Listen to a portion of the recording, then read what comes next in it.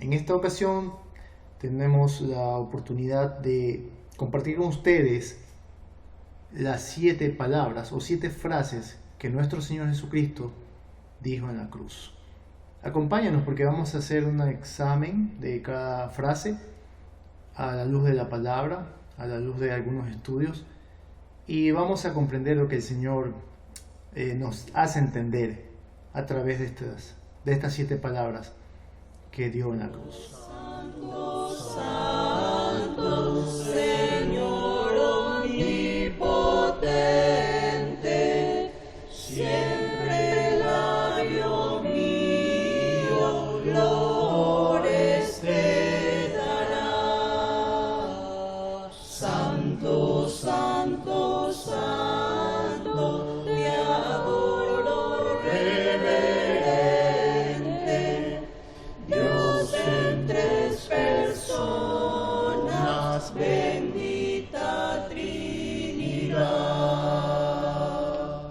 Padre Santo, te damos gracias en esta hora porque nos has permitido hasta este momento estar y nos has permitido escuchar tu palabra, el mensaje de tu palabra. Te rogamos, Dios, que tú nos abras nuestros ojos y oídos espirituales y no seamos reacios a tu palabra, que podamos oír lo que el Espíritu dice a tu iglesia.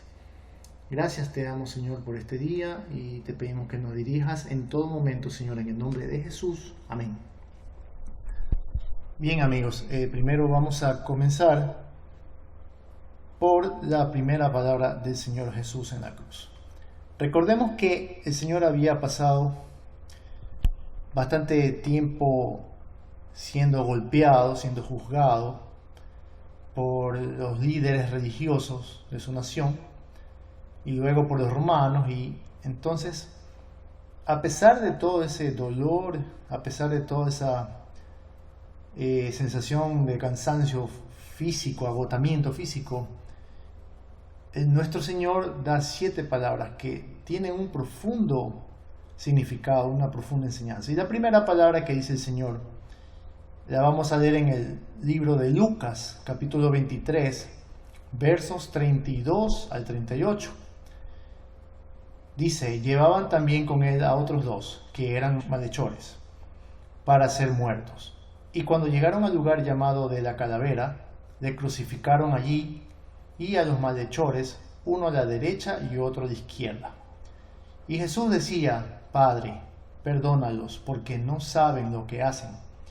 Y repartieron entre sí sus vestidos, echando suertes, y el pueblo estaba mirando, y aún los gobernantes se burlaban de él, diciendo: a otro salvó, sálvese a sí mismo, si este es el Cristo, el escogido de Dios.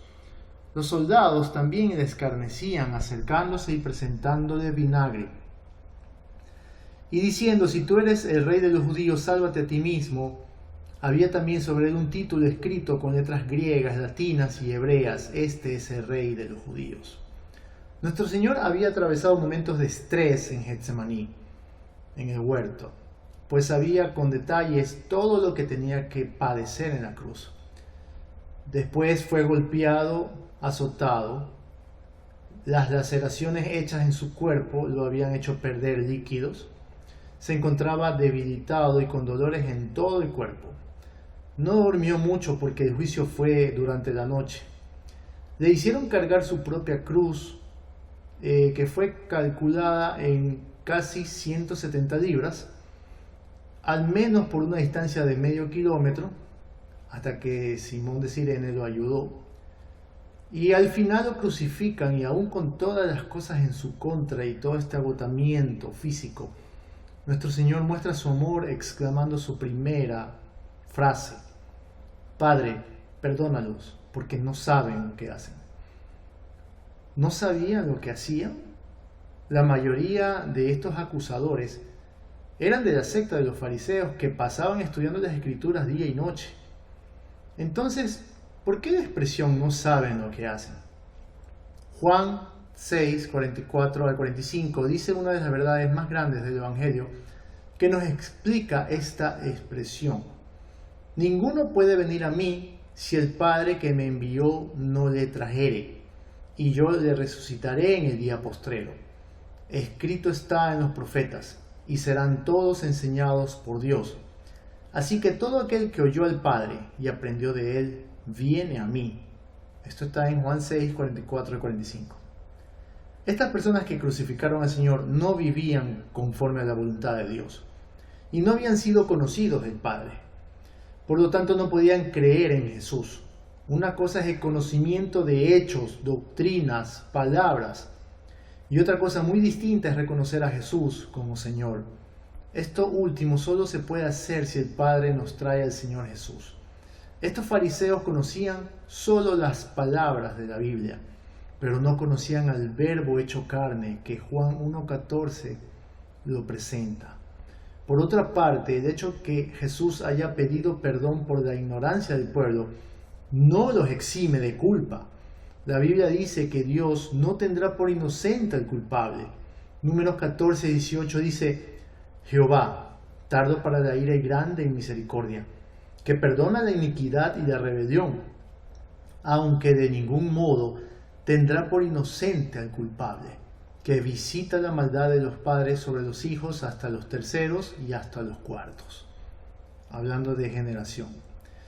También el profeta Nahum, en Nahum 1:3, lo confirma. Jehová es tardo para la ira y grande en poder, y no tendrá por inocente al culpable. Jehová marcha en la tempestad y el torbellino, y las nubes son el polvo de sus pies. El problema con el ser humano es que siempre intenta echarle la culpa a los demás por sus pecados. Quiere que otro pague las consecuencias. Cuando Adán pecó, culpó a Eva. Ella a su vez culpó a la serpiente. Y dice la Biblia que el Señor no tiene por inocente el culpable. Siempre culpable, por más que quiera zafarse la culpa, o por más que quiera buscar un sustituto para hacer su culpa, no lo encuentra. Pero esta sustitución es precisamente lo que vino Jesús a hacer, a morir en nuestro lugar, sin importar si aún no entendíamos o reconocíamos nuestros pecados. Porque al respecto Pablo nos dice en Romanos 5, versos 6 al 8, porque Cristo, cuando aún éramos débiles, a su tiempo murió por los impíos. Ciertamente apenas morirá alguno por un justo. Con todo, pudiera ser que alguno osara morir por el bueno. Mas Dios muestra su amor para con nosotros, en que, siendo aún pecadores, Cristo murió por nosotros. Jesús sintió amor por los agresores y rogó al Padre para que los perdonase por tan grande ceguera espiritual. ¿Puede haber mayor ejemplo de amor que este? Si alguien puede decir, Jesús murió por mí, ese es Barrabás, porque fue librado de los azotes y de la muerte que le correspondía. Pero gracias a que el pueblo escogió crucificar a Jesús en su lugar, Barrabás no tuvo que recibir todos los castigos. Y Barrabás ni por enterado de quién era este Jesús. Pero además de Barrabás, yo también puedo decir que Jesús murió por mí en esa cruz. Y lo he recibido como Señor en mi vida. Tú también deberías decir y hacer lo mismo. No esperes ser perfecto para venir a Cristo. Precisamente murió en tu lugar por tus pecados, pero asimismo perdona a los que te ofenden e intercede por ellos. ¿Ruegas tú por los que te ofenden o tú también los ofendes? Más bien que tu actitud sea la del Señor en esta palabra. Ahora pasaremos a la segunda palabra de nuestro Señor en la cruz.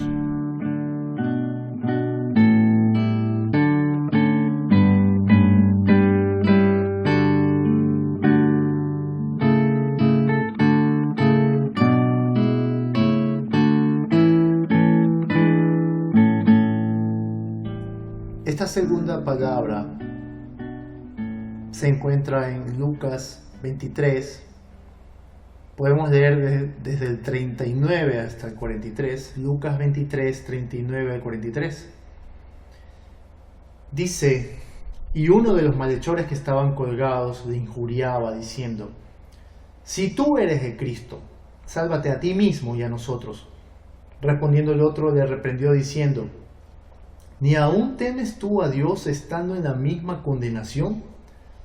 Nosotros a la verdad justamente padecemos porque recibimos lo que merecieron nuestros hechos, mas éste ningún mal hizo. Y dijo Jesús, acuérdate de mí cuando vengas en tu reino. Entonces Jesús le dijo, de cierto te digo que hoy estarás conmigo en el paraíso. Después de unos momentos de injuria por parte de sus verdugos, ahora es el turno de uno de los condenados a muerte, el ladrón malo, como que si hubiera el ladrón bueno. Sus palabras denotan arrogancia. En el verso 39 dice, si tú eres el Cristo, sálvate a ti mismo y a nosotros. Este ladrón malo no tenía intenciones ni de reconocer su pecado, ni de arrepentirse, ni de reconocer la presencia del mismo Dios ante él. Nuestra cultura suele clasificar a los ladrones como buenos o malos. He escuchado algunas veces decir a algunos, robó pero dejó haciendo obras, refiriéndose a gobernantes. El mundo también enseña cuentos como el de Robin Hood, aquel personaje que robaba y al final daba el dinero robado a los pobres. Esto es una enseñanza del mismo infierno. El ladrón que se justifica a sí mismo diciendo que te roba para alimentar a su familia es peor que un ladrón que reconoce que te roba por codicia. ¿Por qué? Porque el uno se justifica a sí mismo, pero el otro al menos reconoce, y para alcanzar la salvación es necesario primero reconocer que uno está mal delante de Dios y segundo, arrepentirse de esos pecados. Así que, ¿qué ladrón bueno ni qué malo? Por cuanto todos pecaron y están destituidos de la gloria de Dios, lo dice Romanos 3:23. El ladrón y cualquier pecador, cualquiera, está condenado al infierno si no se arrepiente. Amigo o hermano que me escuchas, el justificarnos no nos exime de culpa ante Dios. Cuán grave es vivir en pecado y justificarse a sí mismo. Cada vez que pecas, presentas tu excusa en vez de reconocer tu falta y humillarte ante Dios. Por eso un ladrón le pregunta al otro en el verso 40, ¿ni aún temes tú a Dios estando en la misma condenación? Pero el otro ladrón junto al Señor en la cruz, el que llamamos ladrón bueno, reconoce su estilo de vida, cree en el Señor Jesucristo y se arrepiente mostrando fe. Sus palabras denotan primero ese reconocimiento en el verso 41. Nosotros, a la verdad, justamente padecemos porque recibimos lo que merecieron nuestros hechos, mas éste ningún mal hizo. Y luego sus palabras denotan fe en el verso 42 que dice, acuérdate de mí cuando vengas en tu reino. Nótese la humildad de esta petición, pues este ladrón ni siquiera esperaba una liberación inmediata de sus dolores. Ante estas palabras de arrepentimiento y fe, nuestro Señor responde en el verso 43, de cierto te digo que hoy estarás conmigo en el paraíso. Por eso este ladrón está hoy junto a Jesús en su gloria, y aclaro que no era un ladrón bueno, sino uno que se arrepintió de sus pecados ante Jesús. Romanos 3:23 dice que todos pecamos. Ahora yo te pregunto, ¿qué clase de pecador eres tú? ¿Aquel que reconoce a Jesucristo como su Salvador o aquel que continúa justificando su pecado? No esperes estar en agonía para reconocer a Jesús como tu Salvador. No esperes mañana. Ven hoy.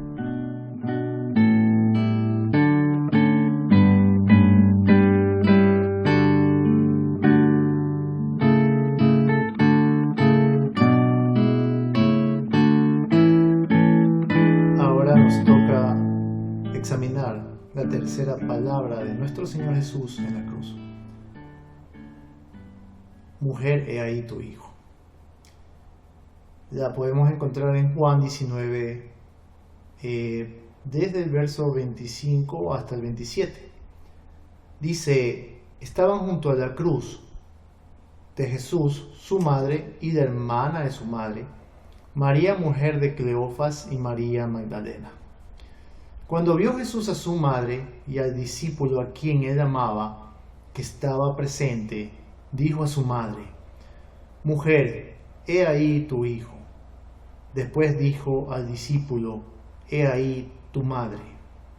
Y desde aquella hora el discípulo la recibió en su casa.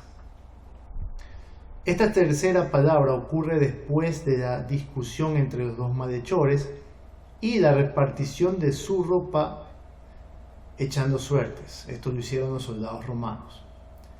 4 soldados participaron en la crucifixión, los cuales echaron suertes sobre sus túnicas. El historiador Josefo, al describir la túnica del sumo sacerdote en uno de sus libros que se llama Antigüedades 3, lo hace igual que Juan en este pasaje. Dice el verso 23: Cuando los soldados hubieron crucificado a Jesús, tomaron sus vestidos e hicieron 4 partes, una para cada soldado. Tomaron también su túnica, la cual era sin costura, de un solo tejido de arriba abajo. Nuestro Señor Jesucristo usaba en esta ocasión vestimenta semejante a las de un sacerdote. Como contrapunto de estos 4 soldados están las 4 Marías: la madre de Jesús, Salomé, tía de Jesús y mamá de Juan, María, mujer de Cleofas, y María Magdalena. Cuando vio a su madre, dice el verso 26, y a Juan, les dijo: He ahí tu hijo y he ahí tu madre, respectivamente. Mateo 12, de 46 al 50, nos da una clara enseñanza del concepto que el Señor Jesús tiene sobre sus seres queridos. Esta es una historia que muchas veces la escuchamos, pero vale la pena analizar aquí también en esta situación, en esta palabra. Dice Mateo 12, 46 y 50: Mientras él aún hablaba a la gente, he aquí su madre y sus hermanos estaban fuera y le querían hablar. Y le dijo uno: He aquí tu madre y tus hermanos están afuera y te quieren hablar. Respondiendo él al que le decía esto, dijo: ¿Quién es mi madre y quiénes son mis hermanos?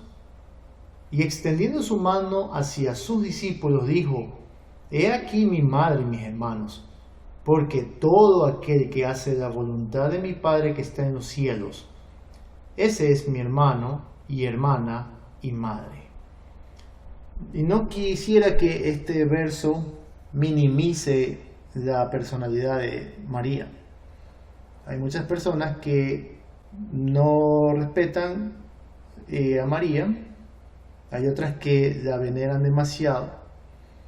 El único Salvador es Jesucristo, es Jesús el que murió en la cruz. Sin embargo, el Señor en esta cruz se preocupa de su mamá. No es que la tiene por algo muy alto, pero la tiene como su madre. Recordemos que nuestro Señor vivió una vida de hombre. Se estima que 30 años vivió una vida normal como cualquier persona, un oficio de carpintero. La mamá de nuestro Señor Jesucristo, que vino en forma de hombre, estaba ahí. Y eso le generaba una preocupación al Señor. ¿Quién iba a ocuparse de su mamá, que se había ocupado de Jesús durante 30 años de su vida normal? Recordemos que el Señor solo tuvo 3 años de ministerio, de su año 30 hasta su año 33 aproximadamente. Y los primeros 30 años estaba en su hogar con su mamá. No se sabe de José, muchos piensan que ya había muerto hace muchos años, que María era viuda. Bueno, hay ciertos detalles que la Biblia ya no menciona, porque si Dios hubiese querido que nosotros sepamos esos detalles, los hubiera dejado escrito.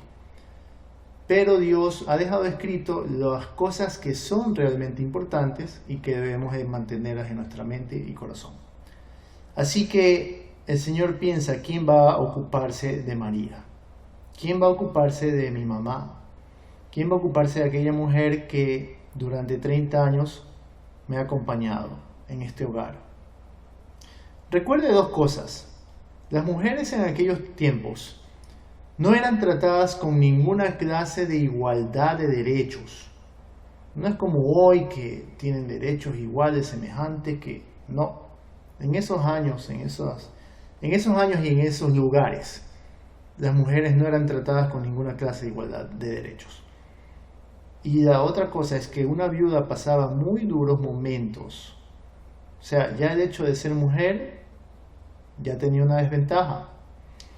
Pero el hecho de ser viuda era otra mayor. La viuda pasaba muy duros momentos sin ninguna clase de ayuda social.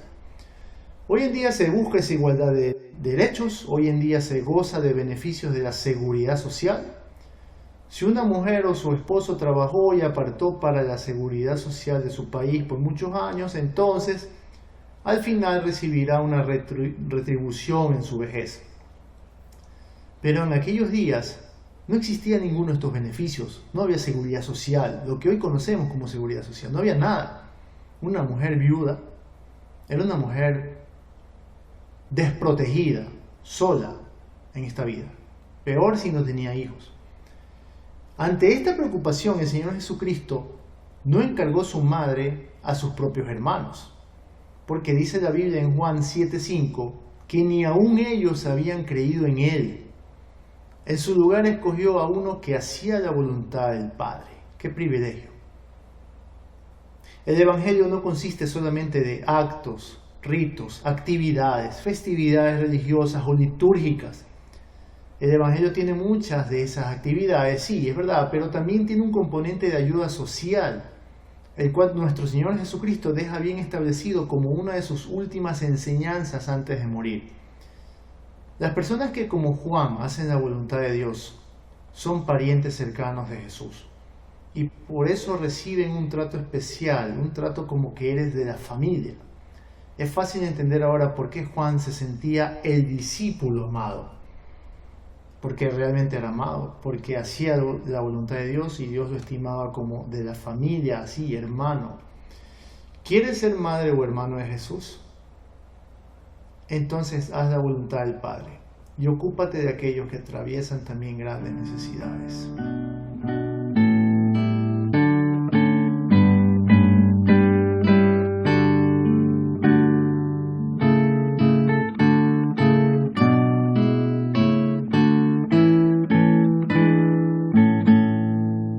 Ahora pasamos a la cuarta palabra, Elí, Elí, lama sabactani. Dice en Mateo 27, leemos desde el 37 al 47. Y pusieron sobre su cabeza su causa escrita: Este es Jesús, el Rey de los judíos. Entonces crucificaron con él a 2 ladrones, uno a la derecha y otro a la izquierda. Y los que pasaban le injuriaban, meneando la cabeza y diciendo: Tú que derribas el templo y en 3 días lo reedificas, sálvate a ti mismo. Si eres hijo de Dios, desciende de la cruz. De esta manera también los principales sacerdotes, escarneciéndole con los escribas y los fariseos y los ancianos, decían: A otro salvó, a sí mismo no se puede salvar. Si es el Rey de Israel, descienda ahora de la cruz y creeremos en él. Confío en Dios, líbrele ahora si le quiere, porque ha dicho: soy hijo de Dios. Lo mismo le injuriaban también los ladrones que estaban crucificados con él. Y desde la hora 6 hubo tinieblas sobre toda la tierra hasta la hora 9. Cerca de la hora 9, Jesús clamó a gran voz diciendo: Elí, Elí, lama sabactani. Esto es: Dios mío, ¿por qué me has desamparado? Algunos de los que estaban allí decían al oírlo: A Elías llama a este. Eso se encuentra en Mateo 27, de 37 al 47. La insensatez del ser humano en rechazar a Jesús. El sol se oscureció, lo dicen otros evangelios como Marcos, en Marcos 15:33. Cuando vino la hora 6 es el mediodía, hubo tinieblas sobre toda la tierra hasta la hora 9, 3 de la tarde. El Señor Jesús ya estaba en la cruz a las 12 del día. Y dice que hubo tinieblas hasta las 3 de la tarde. cuando el sol debe pegar más bien estaba escondiéndose de esta barbarie que estaba cometiéndose contra el Rey y Señor de la creación. Hasta Pilato entendió que lo crucificaban por envidia y había puesto el título Jesús, Rey de los Judíos. Eso se lee en Juan 19:21, para dar a entender que este pueblo mataba a su propio rey, queriendo así hacerlos quedar mal ante las demás naciones. Según los entendidos en la materia, no pudo haber eclipse en esa fecha y en ese lugar. Por lo tanto, la oscuridad venía de parte de Dios. ¿Quién sabe si eran los mismos demonios que habían invadido la atmósfera, tratando de festejar, porque ellos no entendían que la muerte en la cruz no era su derrota, era más bien su victoria sobre el pecado. Así que nuestro Señor Jesús estuvo listo para defender a la humanidad. Era como que si en Getsemaní Dios Padre le preguntara a Jesús si estaba listo para tomar nuestro lugar. Ahora que toma nuestro lugar y está en esa cruz, clama: Dios mío, ¿por qué me has abandonado? También leemos esta frase en Salmos 22, verso 1. Hay muchas frases que fueron proféticas y que están escritas en los Salmos y se cumplirían con Jesucristo. Por esta razón es que vemos que muchos salmos dicen cosas que Jesús las vive o las expresa en su momento. Ya habían pasado cerca de 6 horas en la cruz, según muchos estudiosos. El tiempo que estuvo nuestro Señor colgado en la cruz fue de aproximadamente 6 horas. 6 es un número de hombre, como el día de su creación. Recuerden que el hombre fue creado en el día 6. Y el 7 es el número de Dios. No era el peso físico lo que lo agobiaba, sino el peso de todos nuestros pecados. Siempre me preguntaba por qué Jesús se sintió abandonado. Y pensé que eso solo le pasaba a nosotros, los seres humanos. Y sabe, esto no era una expresión ligera como solemos enunciar ante un problema, sino era una verdadera exclamación de soledad. Como padre no lo abandonó, pues en Lucas 23:46 dice más adelante: Padre, en tus manos encomiendo mi espíritu. Vamos a analizar esa palabra más adelante. Pero como juez sí tuvo que abandonarlo, pues por nosotros se hizo pecado. 2 Corintios 5:21 dice: al que no conoció pecado, por nosotros lo hizo pecado, para que nosotros fuésemos hechos justicia de Dios en él. No se sentía que estaba solo. No era un sentimiento, no era una sensación de soledad, sino que realmente Dios no estaba a su lado. ¿Cómo es eso? Es que en ese momento fue hecho maldición por nosotros para que la promesa del Espíritu Santo nos alcance. Es algo que no entendemos. ¿Cómo puede Dios abandonar a su Hijo? ¿Qué? Esta frase, Dios mío, ¿por qué me has desamparado? No es solamente una exclamación así nomás, superficial como le hacemos los seres humanos. No. Fue una exclamación realmente verídica. Dice Gálatas 3:13-14. Cristo nos redimió de la maldición de la ley, hecho por nosotros maldición, porque está escrito: maldito todo el que es colgado en un madero, para que en Cristo Jesús la bendición de Abraham alcanzase a los gentiles, a fin de que por la fe recibiésemos la promesa del Espíritu. Este es el Cordero de Dios que quita el pecado del mundo. En Juan 1:29 dice: el siguiente día vio Juan a Jesús que venía a él, refiriéndose a Juan el Bautista, y dijo: he aquí el Cordero de Dios que quita el pecado del mundo. Y quiero irme a la historia y remontarme a los días de Moisés. En los días de Moisés, Dios envió las plagas sobre Egipto, porque Faraón se rehusaba a dejar libre al pueblo, porque creía que sus dioses eran por encima de nuestro Dios, el único Dios. La 10ª plaga era la muerte de todos los primogénitos.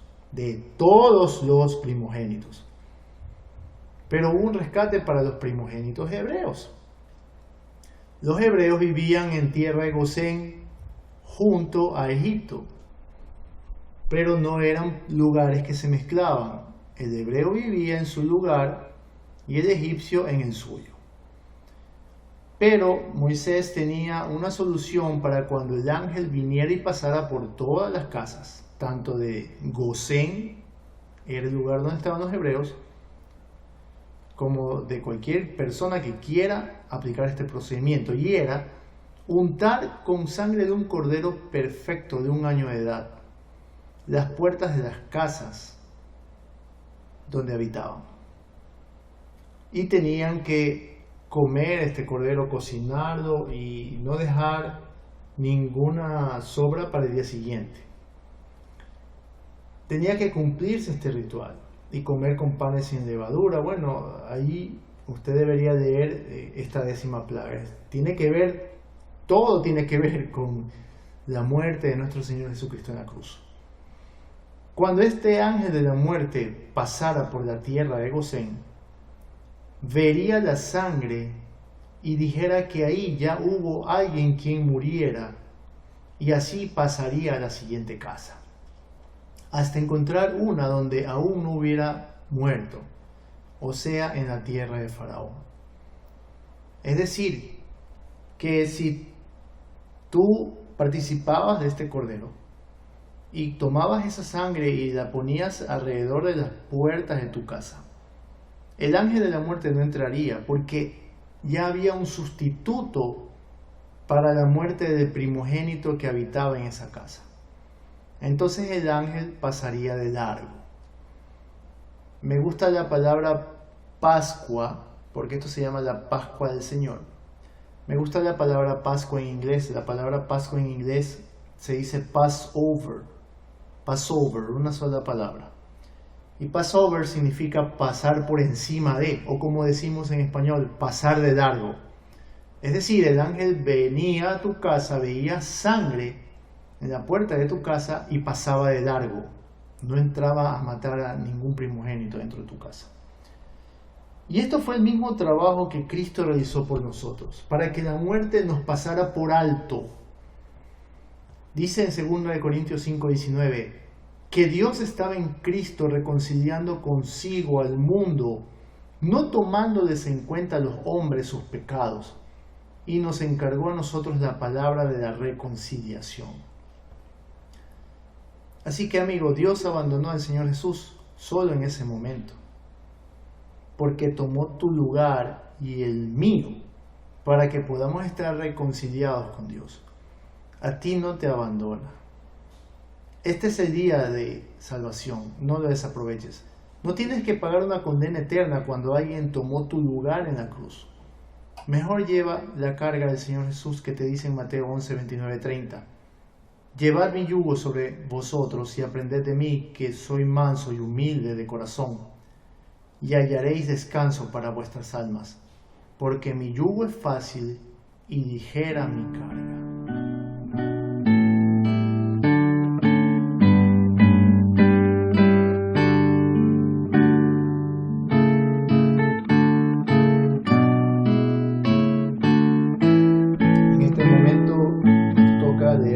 Palabra, tengo sed.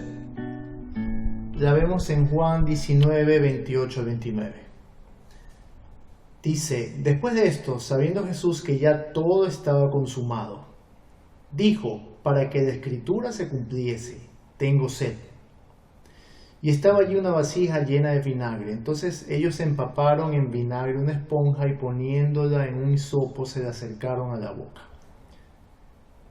Esta quinta palabra de nuestro Señor Jesucristo viene después de haber manifestado su misericordia para todos en la primera palabra, su perdón para un malhechor en particular en la segunda palabra, su preocupación por el bienestar social de su madre en la tercera palabra, y su soledad en este momento de separación del Padre, que fue la cuarta palabra. Es recién ahora en esta quinta palabra que se permite decir algo para sí mismo Eso es amor ágape. Primero los demás y luego yo. No es que el Señor emite esta palabra para simplemente cumplir con una profecía, pues su cuerpo en realidad había perdido bastante líquido y la sed era realmente física e intensa. Su pensamiento en este momento en la cruz se ve reflejado en el Salmo 22. Como habíamos dicho hace un momento, los salmos dicen bastantes cosas que el Señor Jesús experimentó, vivió y dijo. Salmos 22, del 11 al 15 dice: No te alejes de mí, porque la angustia está cerca, porque no hay quien ayude. Me han rodeado muchos toros, fuertes toros de Basán me han cercado. Abrieron sobre mí su boca como león rapaz y rugiente. He sido derramado como aguas y todos mis huesos se descoyuntaron. Mi corazón fue como cera, derritiéndose en medio de mis entrañas. Como un tiesto se secó mi vigor, y mi lengua se pegó a mi paladar, y me has puesto en el polvo de la muerte. Quien escribió esto fue David. De cierto, no pasó por todas estas cosas literalmente. Quien pasó todos estos dolores fue el mismo Señor Jesucristo. Si usted lee estos salmos teniendo en mente al Señor Jesús en ese momento de la cruz, usted sabe que es Él quien está hablando. No es que el rey David o cualquier otro profeta vivió todas esas cosas. Pareciera como que si los profetas estaban exagerando en su momento. Sin embargo, estas palabras no eran para ellos, ni para ese tiempo. Eran para el Señor Jesucristo. Y el Señor Jesucristo las estaba cumpliendo. Este salmo manifiesta la sensación física de nuestro Señor en la cruz. También hay otro salmo, el Salmo 69, versos 19 al 21. Dice: Tú sabes mi afrenta, mi confusión y mi oprobio. Delante de ti están todos mis adversarios. El escarnio ha quebrantado mi corazón y estoy acongojado.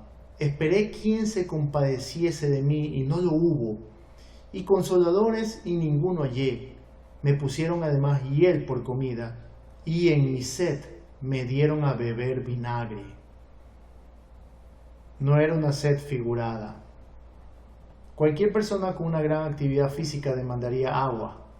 ¿Cuánto más el Señor Jesucristo, habiendo pasado las últimas 24 horas siendo azotado y bajo demandas físicas? Jesucristo vino en carne, se hizo igual al hombre, con todas sus necesidades semejantes a las nuestras. Si acaso uno duda de que Jesucristo vino en carne, tiene la advertencia dada en 1 Juan 4:3, que dice: Y todo espíritu que no confiesa que Jesucristo ha venido en carne, no es de Dios. Y este es el espíritu del anticristo, el cual vosotros habéis oído que viene y que ahora ya está en el mundo. El escarnio padecido de parte de los líderes religiosos y de los soldados romanos, el odio emitido por la multitud, el hecho de que no hubo quien se compadeciese de su sufrimiento, y la oferta de vinagre para su sed fue la escritura totalmente cumplida en Jesucristo. El hecho de que le dieran a beber vinagre en medio de su tormento no era algo que una persona en la cruz pudiera controlar. Esto no es otra cosa sino el cumplimiento de una profecía. El único que pasó por todas estas cosas escritas, que habían sido, valga la redundancia, escritas aproximadamente 1000 años antes de ese momento, fue el Señor Jesucristo. Nadie más cumplió con los detalles de todas estas profecías, lo cual demuestra que Jesús es el Mesías. Este vinagre ofrecido era una bebida típica que utilizaban los soldados y que consistía en un vino rebajado de baja calidad, usualmente consumido por la gente de baja condición económica. Mateo nos relata que probó esta bebida pero se rehusó a beberla. Sin embargo, Juan nos dice que el Señor Jesús tomó esta bebida. A lo mejor probó y dijo: no, basta un poco. Pero con tanta sed era necesario tomar algo de líquido, porque aún faltaban 2 palabras más que decir antes de morir.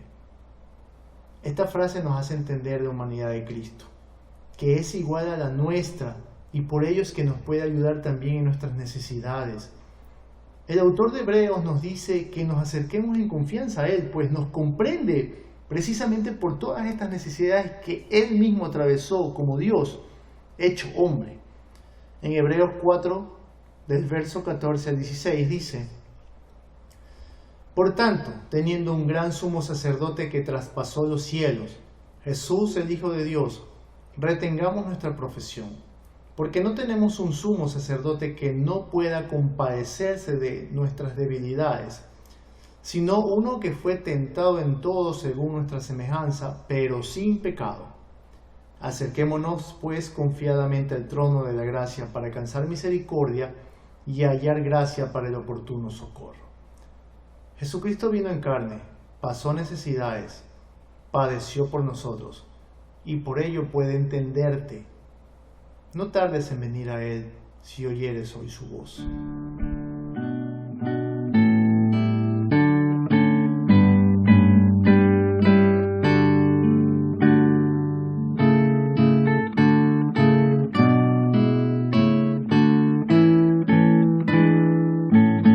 Ahora pasamos a una de las palabras más contundentes.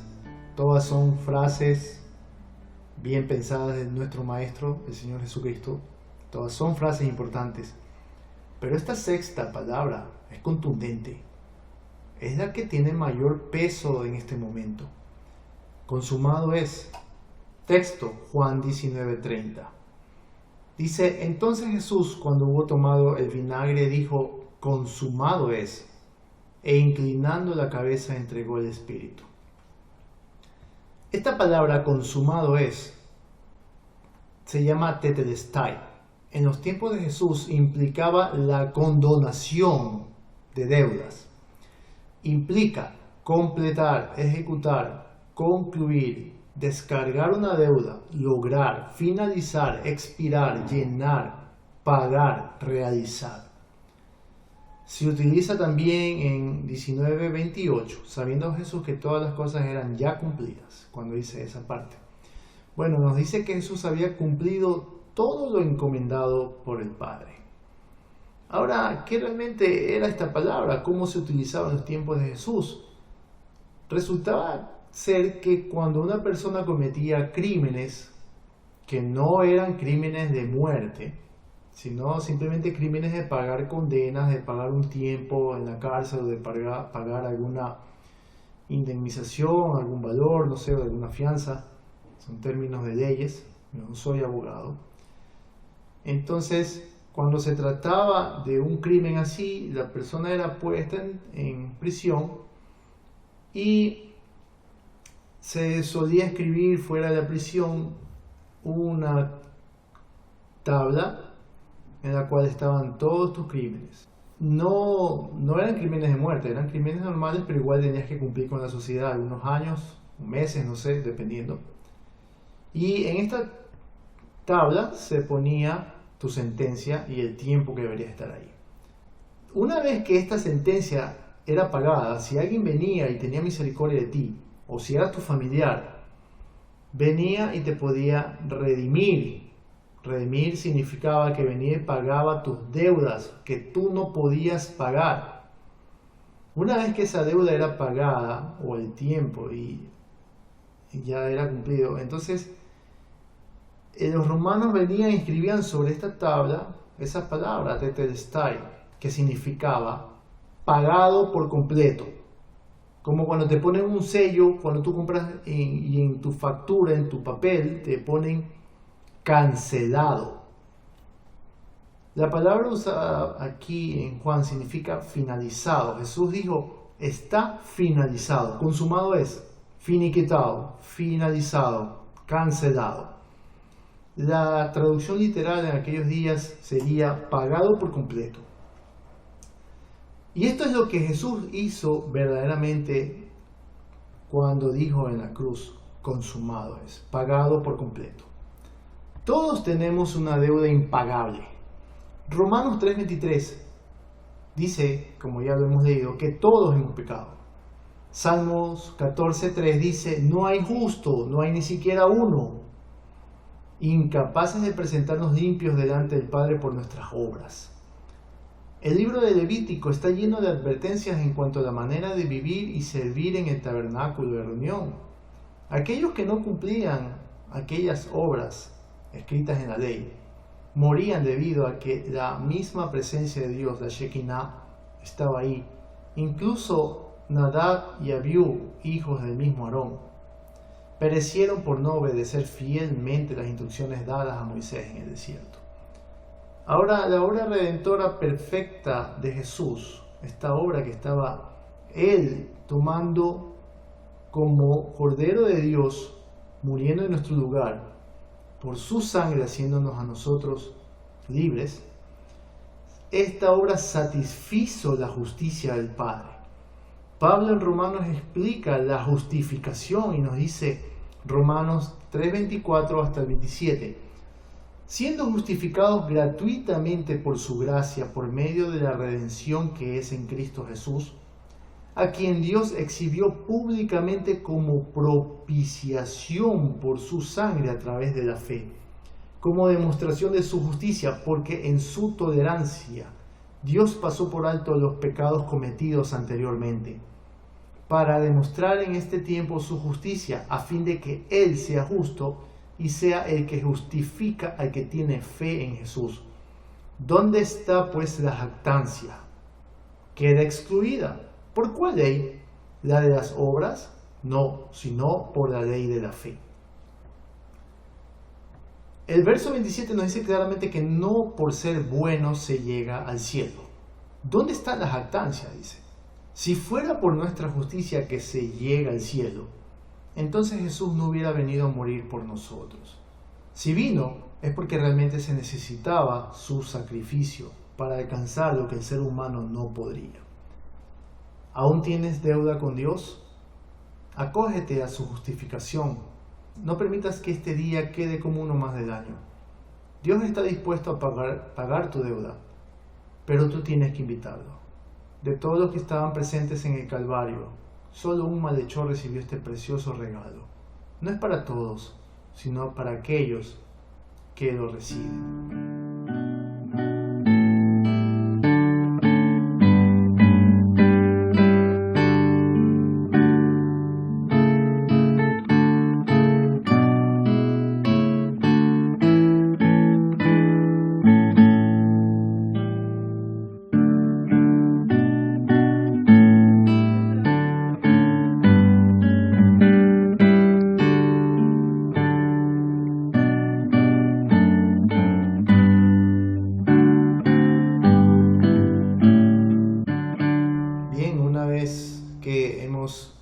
Pasado por las 6 primeras palabras, viendo que el hombre es justificado por el sacrificio de Jesús en la cruz, viendo que ya todo estaba consumado, como dice la palabra, el Señor Jesús decide dar su última frase: Padre, en tus manos encomiendo mi espíritu. Lo leemos en Lucas 23, 44-47. Cuando era como la hora sexta, 12 del día, hubo tinieblas sobre toda la tierra hasta la hora novena, 3 de la tarde. Y el sol se oscureció y el velo del templo se rasgó por la mitad.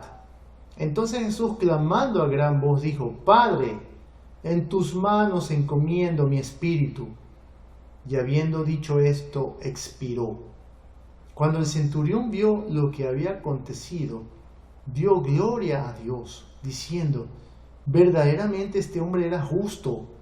Y toda la multitud de los que estaban presentes en este espectáculo, viendo lo que había acontecido, se volvían golpeándose el pecho. Esto fue leído en Lucas 23, de 44 al 47. Era mediodía, cuando se supone que el sol está en todo su poder, sin embargo se oscurece. A más de esta señal del velo del templo, que era una tela de 10 centímetros de espesor, y que, según el historiador Josefo, decía que ni aún 2 caballos unidos a esta gran cortina podrían romperla, ese mismo velo se rasgó por la mitad. Mateo 27:51 también relata el rasgado del velo y además un temblor, junto con manifestaciones de personas que resucitaron y fueron vistas. Y es que la muerte del Señor Jesús no pudo pasar desapercibida ni en el mundo terrenal ni tampoco en el mundo espiritual. Este velo separaba el lugar santo del lugar santísimo, el lugar donde operaban los sacerdotes a diarios, del lugar donde estaba el arca del pacto, la misma presencia de Dios. Esta arca del pacto es una arca de madera de acacia revestida en oro que tenía 2 querubines, contenía las tablas de los 10 mandamientos, la vara de Aarón y el maná. Bueno, y era la misma presencia de Dios. Cada vez que se hablaba del arca era la misma presencia. Y esta presencia de Dios estaba totalmente aislada de las demás personas, de incluso el sacerdote. No podía entrar sino una sola vez al año, el sumo sacerdote. Y para impedir que cualquier persona se acercara estaba el velo, este velo del templo que fue hecho en tiempos de Moisés y bueno, tuvo que haber sido refaccionado porque duró tantos cientos de años. Pero este velo era algo muy espeso, muy grueso, de 10 centímetros según algunos historiadores. Y esto simbolizaba, esta ruptura, este rasgado, simbolizaba que ya no había nada que separara a Dios del hombre. Porque Jesucristo había pagado esa deuda de pecado adquirida por Adán y por nuestras propias acciones. Por eso gritó la frase anterior, consumado es. Ahora que ya estaba todo cumplido, le tocaba al Señor atravesar la muerte y el mismo infierno. Nada bonito ni reconfortante. Efesios 4, versos del 7 al 9 dicen: pero a cada uno de nosotros fue dada la gracia conforme a la medida del don de Cristo, por lo cual dice, subiendo lo alto, llevó cautiva la cautividad y dio dones a los hombres. Y eso de que subió, ¿qué es? Sino que también había descendido primero a las partes más bajas de la tierra. Hermano, que no te mientan. Abajo de la tierra no hay un núcleo de hierro, ni lava, ni cosas por el estilo. Abajo hay un infierno. Lo dice la Biblia, y la Biblia no miente, 100% efectiva. Cielo y tierra pasará, pero su palabra no pasará. El hecho de caminar por el valle de muerte para cualquier humano es bastante pesado y tétrico. Ustedes han podido escuchar algunos testimonios de personas que mueren y van a lugares. Bueno, hay muchas historias que contar, pero todas las personas que mueren pasan unas experiencias terribles, las que logran volver a la vida y contarnos. ¿Y qué más habrá detrás de ese umbral de la muerte que muchos no vuelven y no te pueden contar? Pero para eso tenemos la Biblia que nos dice todo lo necesario. Y ya hemos visto que nuestro Señor Jesús vino como un hombre natural sin dejar su naturaleza divina a un lado, pero como un hombre con todas las limitaciones como las nuestras. Es por eso que recita estas palabras halladas en el Salmo 31:5. Otra vez son los salmos, otra vez y nunca dejará de ser así. Siempre son proféticas estas palabras, escritas con mucha anterioridad. Dice Salmo 31:5, en tu mano encomiendo mi espíritu. Tú me has redimido, oh Jehová, Dios de verdad. Claro que ante semejante paso hay que encomendarse a Dios. Este salmo se lo memorizaban los judíos y era recitado con mucha frecuencia durante circunstancias difíciles sobre las cuales la persona no tenía control. Es semejante a la actualidad cuando nosotros estamos pasando por un lugar muy inseguro. Entonces, las personas que somos creyentes, pues recitamos el Salmo 23. Nos gusta recitar ese Salmo 23 cuando estamos en situaciones muy riesgosas. Bueno, entonces los judíos también tenían este Salmo 31:5, lo recitaban, y el Señor Jesús también lo recita esta pequeña frase inicial del Salmo. Lindas palabras que toda persona que fallece debería decirlas. Son palabras que expresan confianza en Dios, de que nos hará atravesar el valle de la muerte hasta llevarnos al paraíso a encontrarnos con Él. Después de poner su espíritu en manos de Dios, los soldados intentaron romperle las piernas, lo que produciría un paro cardíaco al crucificado y aceleraría su muerte, para que no hayan cuerpos muertos a la intemperie durante la Pascua. Justamente en este día que Jesús muere, en la caída del día iban a celebrar la Pascua, que era el cordero que se comía en familia y que comían con panes sin levadura, como lo expliqué en la palabra anterior. Entonces, esta celebración judía exigía que no hayan cosas muertas, peor personas colgadas de un madero. Eso estaba muy mal visto para la sociedad judía. Entonces, por eso quisieron matarlo. Pero Jesús ya había entregado su espíritu. Viéndolo muerto a Jesús, no le rompieron las piernas y luego se aseguraron con una lanza para comprobar si reaccionaba. Pero salió agua con sangre. Con esto se cumplen dos profecías más, las mismas que una persona muerta ya no puede manipular para que forzosamente ocurran. Alguien podría decir, no, es que el Señor Jesús forzó algunas de las profecías. Qué fácil es forzar profecías cuando puedes, pero cuando estás muerto no puedes forzar ninguna profecía. En Juan 19, 31 37 dice, entonces los judíos, por cuanto era la preparación de la Pascua, a fin de que los cuerpos no quedasen en la cruz en el día de reposo, pues aquel día de reposo era de gran solemnidad, rogaron a Pilato que se les quebrasen las piernas y fuesen quitados de allí. Vinieron pues los soldados y quebraron las piernas al primero y asimismo al otro que había sido crucificado con él. Mas cuando llegaron a Jesús, cuando le vieron ya muerto, no le quebraron las piernas. Pero uno de los soldados le abrió el costado con una lanza y al instante salió sangre y agua. Y el que lo vio da testimonio y su testimonio es verdadero. Y él sabe que dice verdad, para que ustedes también creáis. Porque estas cosas sucedieron para que se cumpliese la escritura. No será quebrado hueso suyo. Y también otra escritura dice, mirarán al que traspasaron. Eso lo leí en Juan 19, 31 al 37. Cuando la gente vio todo lo acontecido en el momento de la muerte de nuestro Señor, las expresiones de Jesús, la oscuridad del mediodía, el temblor, se dio cuenta el gravísimo error que habían cometido matando al Hijo de Dios. El libro de Apocalipsis hace una fuerte declaración sobre este Jesús al cual rechazaron y atravesaron con una lanza.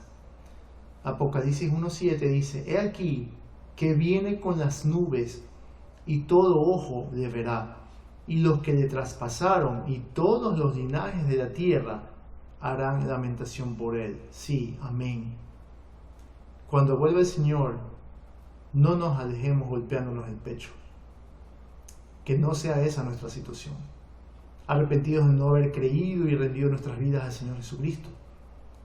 Más bien recuerda que sus palabras nos dicen en Hebreos 3:15, si oyereis hoy su voz, no endurezcáis vuestros corazones como en el día de la provocación. Que Dios te bendiga. Cristo viene pronto. Si tú deseas que el Señor te salve, te dé esa seguridad, di conmigo esta oración. Señor Jesús, te doy gracias por haber puesto tu vida por mí en esa cruz. Te pido que me salves. Reconozco mis pecados. Reconozco que no he sido lo que tú has querido. He pecado. Pero en esta hora te pido tu salvación. Te pido que inscribas mi nombre en el libro de la vida. Y que cuando llegue el día de mi muerte, tú me lleves al lugar donde tú estás, Jesús. Haz de mí esa persona que tú quieres que yo sea. Y no importa lo que venga, ayúdame a permanecer fiel junto a ti hasta el día en que tú me lleves, o hasta el día en que tú vuelvas, Señor, con gran poder y gloria.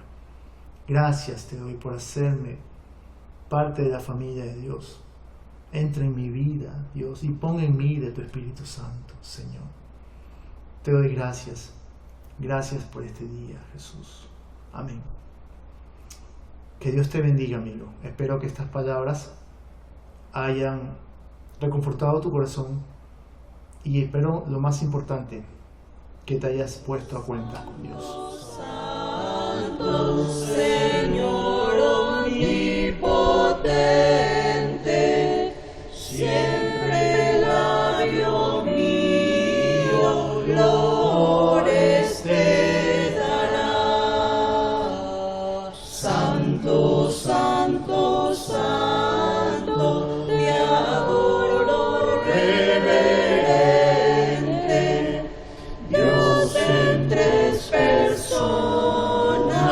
ven.